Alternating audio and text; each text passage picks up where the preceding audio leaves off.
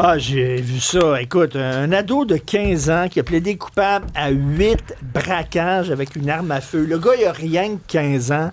Il a déjà fait 8 braquages avec une arme à feu. Bravo! Oui, il va avoir, selon toute vraisemblance, là, une peine pour mineur parce que, comme il a eu un plaidoyer de culpabilité, on a décidé du côté du ministère public d'écarter là, la peine pour adulte. On peut donc pas le nommer puisqu'il a 15 ans, mais il a reconnu, 8 braquages de commerce de téléphone cellulaire. Tu t'en souviendras peut-être, Richard, là, c'est quelque chose qui s'était déroulé, là, entre autres, là, dans plusieurs magasins, sur la Rive-Sud, dans Boucherville, Sainte-Julie, Candiac, Saint-Constant, Repentigny, mais aussi Montréal, bref, dans la grande couronne avec la Rive-Sud. Et c'était toujours le même modus operandi. Là. Puis on le rapportait, moi je m'en souviens là, dans les médias, puis ici à la radio, j'en parlais de ces braquages-là où quelqu'un se présentait comme s'il allait déposer un CV. Et là, quand on lui ouvrait la porte ou on débarrait le commerce, il y avait plein de complices cagoulés, habillés en noir, qui débarquaient avec des armes à feu du poivre de Cayenne, braquaient le commerce, demandaient d'ouvrir le coffre-fort et ils partaient avec des téléphones cellulaires en tout.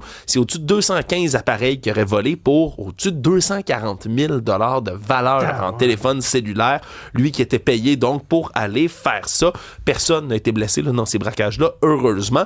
Mais bon, quand même, ça reste qu'à un jeune âge comme ça, quand on parle de la criminalité qui commence de plus en plus jeune au Québec, qu'on a de plus en plus d'exemples qui sont donnés aussi.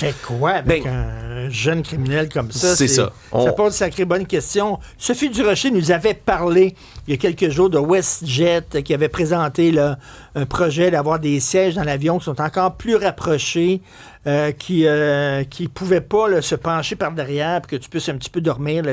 C'est vraiment, là, tu peux pas être plus sardine que ça. Là. Tu peux pas être plus sardine que ça. WestJet a reculé. Oui, ils ont reculé finalement, puis moi, écoute, le mot qu'ils ont mis là, sur le web pour expliquer le fait qu'ils reculent sur cette décision-là m'a toujours fait rire. Là. Après une analyse de données opérationnelles et des commentaires des invités et des clients de WestJet, la ligne aérienne reviendra à son espace de siège normal. Parce qu'il y a une vidéo, entre autres, là, qui est devenue complètement virale. Là. Il y avait au-dessus d'1 million de visionnements en quelques jours à peine. Une vidéo où on voit une famille, tu sais, puis des gens d'un certain âge qui sont là, assis. Pis, non, mais tes genoux, là, en dessous du menton. Oui, puis t'as les genoux en dessous du menton, puis on parle d'une femme, par exemple, qui est là-dedans, qui a pas l'air d'une grande taille, puis là, t'es avec un panel parfait, j'ai le goût de te dire, Richard, avec Olivier et moi, oui, il a enlevé 2-3 pouces dans le fond en avant, puis tu peux plus l'incliner, mais plus du tout. Ouais, donc, tu peux plus dormir, tu peux plus rien faire. Mais non seulement tu peux pas l'incliner, mais tu le dis, les jambes, ça ne rentre pas du tout, parce qu'on avait décidé, là, en septembre dernier, d'ajouter ça, là, une autre rangée de sièges supplémentaire en classe économie. C'est combien, toi? Hein? Moi, je suis 6 pieds 3. Toi? Moi aussi. Toi aussi? On a la même taille à peu près. Ouais, non, écœurez-moi pas, parce que j'ai mes deux gardes du corps. C'est mes deux cerbères à côté. Exact. Non, mais déjà dans un avion, là, quand je rentre, je sais pas pour toi, Olivier, là, moi, je suis constamment coincé déjà là, dans une taille d'avion normale. C'est un inconfort. Puis je parle pas juste pour les grandes personnes, pour les petites personnes aussi, là, c'est difficile. C'est vraiment difficile avec la rangée de plus que tu parles. Là, ça voilà. Donc, ils vont revenir en arrière. Aussi, là. Ah, ça, c'est une autre chose. Ben oui. Sophie disait, tous les chiffres le démontrent, les gens sont de plus en plus gros.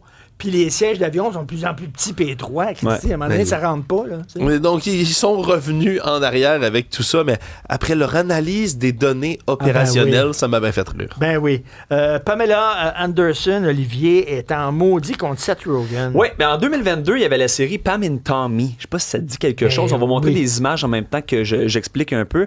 C'était une série par rapport au sextape de Pamela Anderson et de Tommy, qui était le célèbre batteur le groupe m'échappe, là, c'était... Sébastien va l'avoir, bref, il va me le dire, c'est un grand fan de musique. On avait découvert dans ce sextape-là que le batteur en question était équipé pour veiller tard. Il était équipé pour veiller tard, mais là, c'est pas ça. C'est Tommy Lee, non? Tommy Lee, voilà, Tommy Lee du groupe. Ça va venir, je vais chercher 2 petites secondes. Mais tout ça pour dire que le week-end dernier, au Golden Globes, Seth Rogen et Pamela Anderson ont fini à être assis plus ou moins côte à côte. L'affaire, c'est que Pamela Anderson, cette série-là, elle n'avait pas donné son accord. Seth Rogen a été, acteur, mais aussi réalisateur de cette série-là, qui a d'ailleurs été nominé à 10 Emmy Awards à l'époque. Ben, Pamela, elle l'a encore sur le cœur parce que cette série-là, elle n'a pas eu son mot à dire alors qu'on parlait de son intimité directement. Et voilà, c'est aussi que ça. Oui, la série The Dirt sur Netflix, voilà, j'avais juste The Dirt.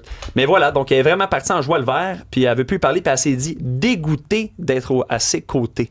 Elle a dit, moi, je suis une personne vivante, puis on fait une série sur ce que j'ai vécu alors que j'existe encore, puis ça m'a fait beaucoup mal. C'est bizarre qu'il n'y ait pas eu de consentement, effectivement, là, dans cette histoire-là, où une petite compensation, un petit truc écrit. Tu as le droit de faire une série un peu fictive sur la vie de quelqu'un alors que la personne est vivante sans son consentement. Puis que ça concerne un sextape qui a été dévoilé sans son consentement. Sans consentement aussi. Fait que c'est comme un sexe sans fin, mais oui, il était fâché.